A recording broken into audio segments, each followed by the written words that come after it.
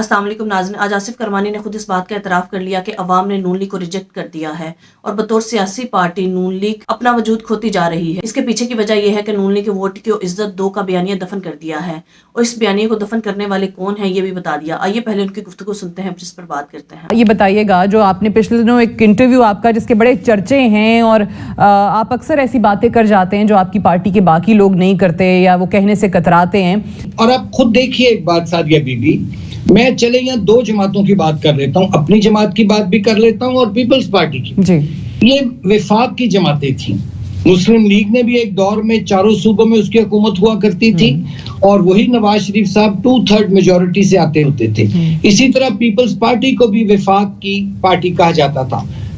آج لمحہ فکریہ ہے ہماری ان تمام جماعتوں کے لیے، اسپیشلی ان دو جماعتوں کے لیے، کہ کیا وجہ ہوئی کہ آج یہ وفاق کے لیول سے سکڑ کر یہ صوبائی جماعتیں بن چکی ہیں۔ بالکل ٹھیک۔ تو میں آنے والے وقت میں دیکھ رہا ہوں کہ اگر کوئی الیکشن ہوتا ہے تو یہ علاقائی جماعتیں بن جائیں گی۔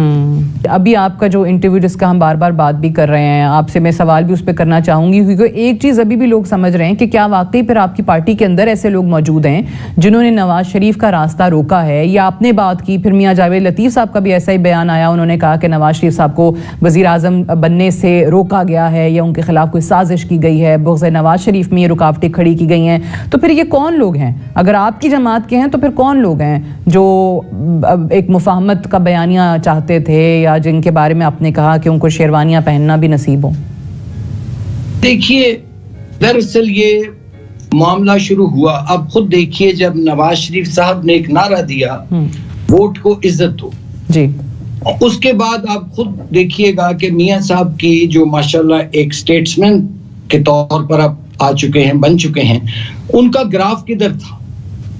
سوچنے کی بات یہ، وہ کون لوگ تھے جو جاتے تھے جہازوں میں لندن، اور وہاں جا کے انہوں نے نواز شریف صاحب کو کنونس کیا، اور جو آپ اس نعرے سے دستبردار ہوئے، آپ نے جنرل باجوہ صاحب کو ایکسٹینشن دی، اور اس کے بعد آج یہ صورتحال ہے کہ 2/3 میجورٹی لینے والا نواز شریف، میرا دل دکھتا ہے چونکہ میری لائلٹی جون سی ہے وہ مسلم لیگ سے ہے اور نواز شریف سے ہے۔ ٹھیک ہے، میرا دل دکھتا ہے کہ وہ کون لوگ تھے، سب کو پتہ ہے کہ جو جہازوں میں بیٹھ کے گئے، جنہوں نے نواز شریف صاحب کو، میں نے انٹرویو میں بھی کہا ہے، ان کو بے بس کیا۔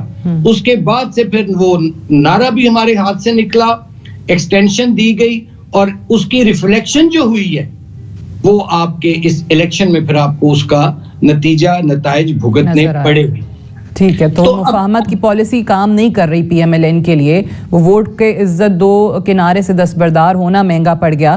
سو اب یہ جو ہوا ہے ان انتخابات میں، جس چیز کی عکاسی ہوئی ہے، اور یا جس سے پی ایم ایل این کو سبق سیکھنا چاہیے، وہ جو پاور، وہ اسٹرینتھ اپنے ہاتھوں سے اس بیانیے کے وجہ سے آپ نے ایک دور کر دی خود سے، اس کو واپس کیسے لیا جائے؟ اس کا تو حل یہی ہے جی کہ اب ان کو چاہیے کہ پارٹی کو ری آرگنائز کریں، پارٹی کو، اور دیکھیں کہ کہاں کہاں ہمارے سے ماضی میں غلطیاں ہوئی ہیں، کہاں کہاں بہتری کی گنجائش ہے، اور اسپیشلی جو پڑھا لکھا آپ کا ایجوکیٹڈ مڈل کلاس کا جو یوتھ ہے، اس کو آن بورڈ لیں، اس کے ساتھ بیٹھیں، نوجوانوں کے ساتھ بیٹھیں، بالکل صحیح ہے، اور ان کے مشورے میں آگے بڑھیں۔ 16 مہینے کو اگر دیکھا جائے تو مہنگائی بڑھی، بہت برے حالات ہوئے، اس سے انکار نہیں کیا جا سکتا، آپ کے اپنے اتحادی جو ہیں وہ یہ بات اب کرتے ہوئے نظر آتے ہیں۔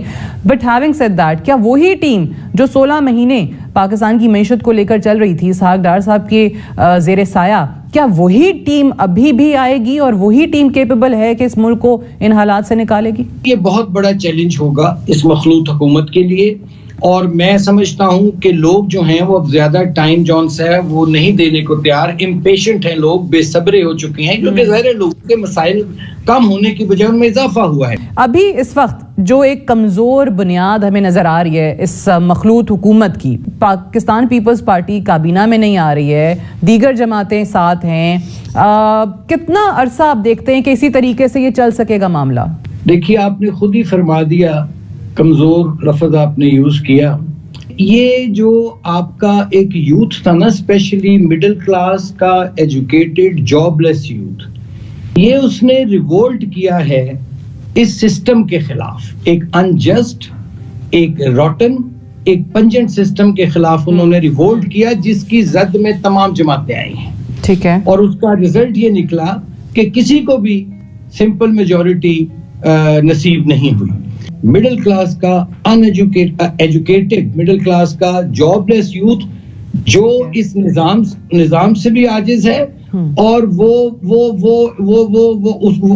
کوئی امید نہیں اس کو اس کے دل میں کہ بھی کوئی نظام نے کئی دفعہ مایوس کیا, کئی دفعہ دیکھا کہ جو لوگوں کی امیدیں تھیں ان پہ ہم نے پانی پھرتے. تو بتائیے گا کہ اس کا پھر آلٹرنیٹ آخر ہے کیا؟ ہر انتخابات کے بعد کچھ نہ کچھ ایسی چیز ہو رہی ہوتی ہے, کیا متبادل کیا ہے پھر؟ متبادل اس کا یہ ہے کہ میں جو دیکھ رہا ہوں سعدیہ بی بی کہ جو پولیٹیکل ڈائنامکس ہیں اس پالیٹکس کے بھی اور ہماری سوسائٹی کے وہ چینج ہو چکے ہیں. ٹھیک. اور جو 60% پلس اس وقت یوتھ ہے, پاکستان کا مستقبل اب اس کے ہاتھ میں ہے. اب آپ یوتھ کو ڈرائیو نہیں کر سکتے. اب جتنی لیڈرشپس ہیں ان کو it's high time now to realise کہ اب یوتھ انہیں ڈرائیو کرے گا.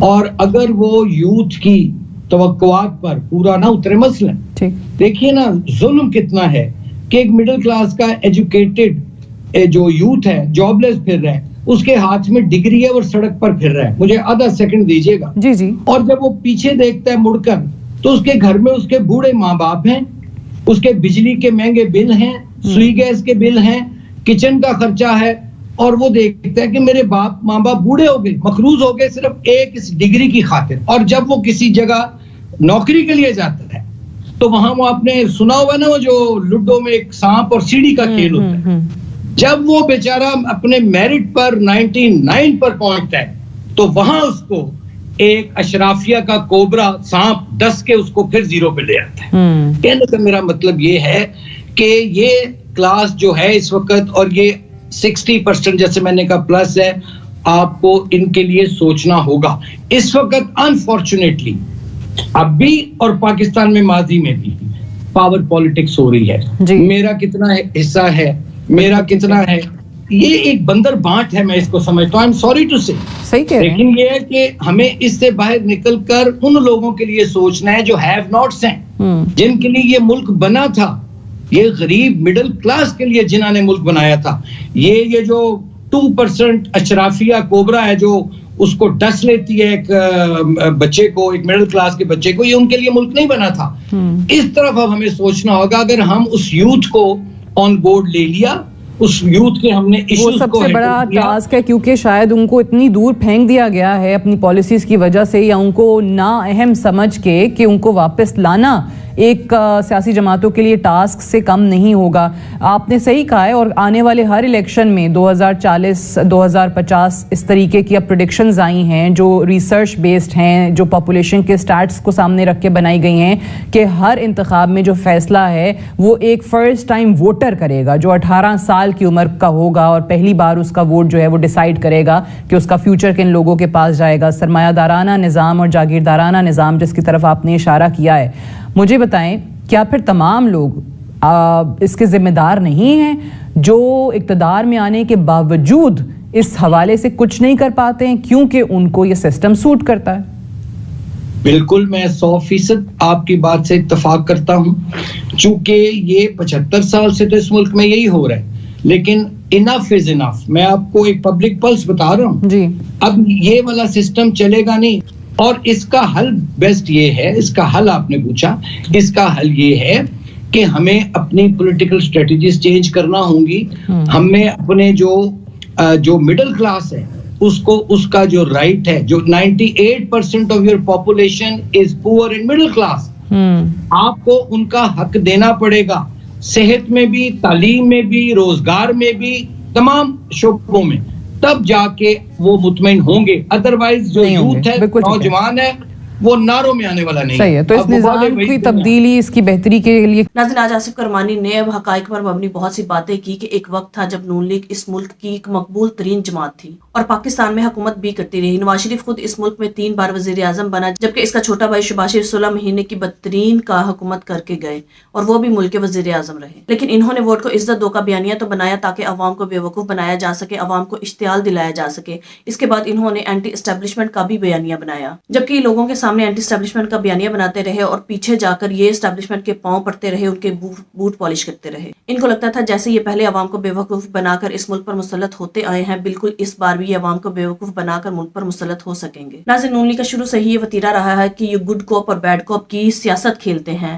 یہ عوام کے سامنے تو اینٹی اسٹیبلشمنٹ کا بیانیہ بناتے ہیں اور بند کمروں میں پاؤں پڑتے ہیں تاکہ ہمیں اس ملک پر مسلط کر دیا جائے۔ ناظرین، آصف کرمانی کی یہ بات بالکل صحیح تھی کہ ایک وقت تھا جب پاکستان کی مقبول ترین جماعت نون لیگ تھی اور پورے پاکستان کی جماعت تھی، لیکن آج یہ جماعت صوبے تک محدود ہو کر رہ گئی ہے۔ لیکن آج بھی انہیں عوام کے ووٹس پر ڈاکہ ڈال کر بھرپور دھاندلی کر کے ہی صوبے میں جتوایا گیا ہے، کیونکہ یہ بھی پوری دنیا جانتی ہے۔ لیکن آصف کرمانی کے مطابق اگر نون لیگ میں ایسے ہی چلتا رہا اور ان کا یہی وتیرہ رہا تو یہ علاقائی جماعت بن کر رہ جائے گی اور ان کا صوبے سے بھی نام و نشان مٹ جائے گا۔ لیکن ناظرین، حقیقت تو یہ ہے کہ آج بھی انہیں عوام کے ووٹس پر ڈاکہ ڈال کے اور دھاندلی کر کے ہی صوبائی لیول پر لایا گیا ہے، لہٰذا نون لیگ کو شرم سے ڈوب مرنا چاہیے کہ آج ان کی سیاست کس مقام پر آ کھڑی ہے۔ ناظرین، اس کی وجہ یہ ہے کہ نون لیگ کے وہ لوگ جو اپنے آپ کو بہت سمارٹ سمجھتے تھے، چالاک سمجھتے تھے، لومڑی کی طرح عوام کو بے وقوف بناتے تھے، عوام نے ثابت کر دیا کہ ہم بے وقوف نہیں ہیں۔ اب ہمیں سمجھ آ چکی ہے ہم اس ملک کے فیصلے بہتر طریقے سے کر سکتے ہیں، لہٰذا تم لوگ ہمیں بے وقوف نہیں بنا سکتے۔ لہٰذا عوام نے انہیں بھرپور طریقے سے مسترد کر دیا۔ ناظرین، آصف کرمانی نے ایک اور انکشاف کر دیا کہ وہ کون تھا جو لندن جا کر نواز شریف کو یہ کہتا تھا کہ ووٹ کو عزت دو کا بیانیہ دفن کر دو۔ اس کا مطلب یہ ہے کہ لندن پلان بالکل ٹھیک تھا کہ نواز شریف کو یہ کہا جاتا تھا کہ ووٹ کو عزت دو کا بیانیہ چھوڑ دو اور ہمارے ساتھ مل جاؤ،